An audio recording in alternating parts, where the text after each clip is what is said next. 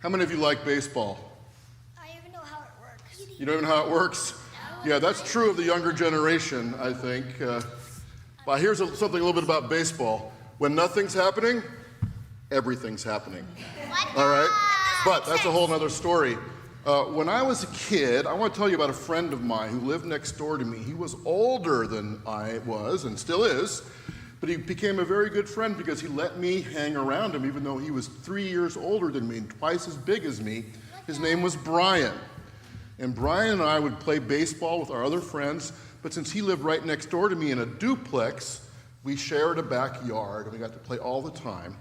And sometimes Brian and his family would invite me to go with them to a professional baseball game. This was in Albuquerque, New Mexico, land of enchantment. And we would go to the baseball game. It was a minor league professional game. And all we did, we didn't even watch the game. We just stood behind the backstop and waited for foul balls. Anybody ever do that? That's what everyone Right? does. That's what everyone does. Exactly. That's all that really matters. You want to get a ball, right? Like this one. And so when there would be a foul ball, all these little kids would go running after, and there'd be a big pile, and I never got one because I was too little. It's hard to believe I was ever little, isn't it? But I was. I had brown hair, and I was skinny once, okay?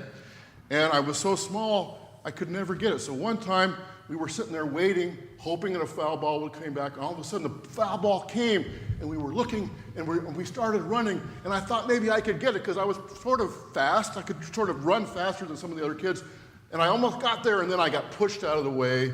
Guess who pushed me out of the way? Brian. And he got the ball. And I went, oh, I even started to cry a little bit. And then guess what happened? He gave it to me.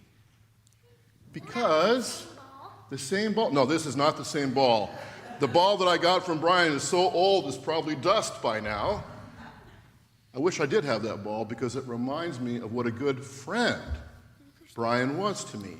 He cared about me. In the Bible today, the adults are going to read the story a little bit later about a friend of Jesus named John the Baptist. By the way, a little joke. What denomination was John the Baptist?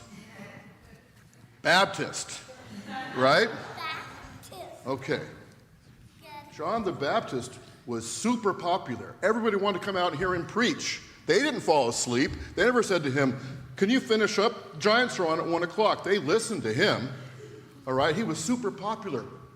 But John knew that he wasn't the most special thing that could possibly be around. He knew that his friend Jesus was even more important for everybody to know about. And so he told people about Jesus. And then when the first time John ever saw Jesus, John said, there he is. He's the Son of God. He's the one you should listen to because he's going to show you what love really is. And everybody who listened to John, who were following John, decided to follow Jesus because that's what John wanted. John wanted his friend to be the center of attention because Jesus was special. Jesus is a person who always loved, always put other people first, and taught us to do the same thing. And that's, I think, why my friend Brian gave me that ball. He knew that not only would the ball make me happy, which it did, it made me feel good. It made me feel like I matter because I was a little guy and he was a big guy, and it made me feel like he was paying attention to me. But I think my friend Brian also knew that it would make him feel good too, to do something nice for me.